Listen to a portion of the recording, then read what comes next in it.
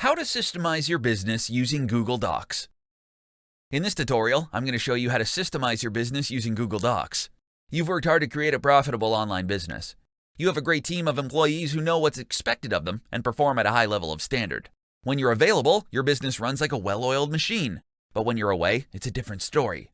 You can't blame your employees. Your problem is you don't have systems in place that outline what to do and when and how to do it. Putting systems in place to help your business run when you aren't available is as easy as starting a new Google Doc. Here's a step-by-step guide for using Google Docs to systemize your business. Step 1. Your most reoccurring tasks. Before you begin creating systems for your online business, you need to identify all your daily and weekly tasks and obligations. To do this, open a new Google Doc and list every activity you're responsible for. Then, next to each activity, write down how long it takes for you to complete each task. Next, organize the list by how long it takes to complete.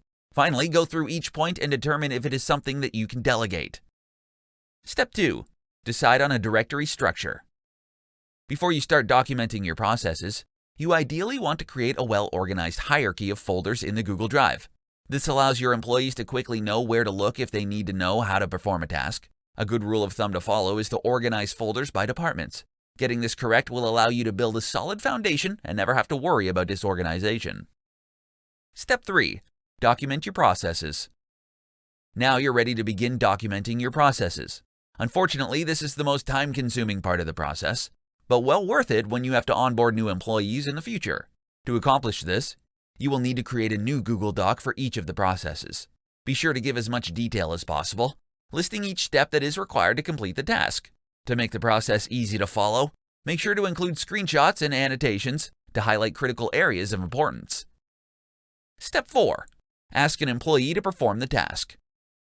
Now you will take the time to test the effectiveness of your documentation. If you're going to delegate the task, ask the person who will be performing the job to complete the work using the documentation you've created. If questions arise, it means that the system wasn't thorough enough and needs further explanation.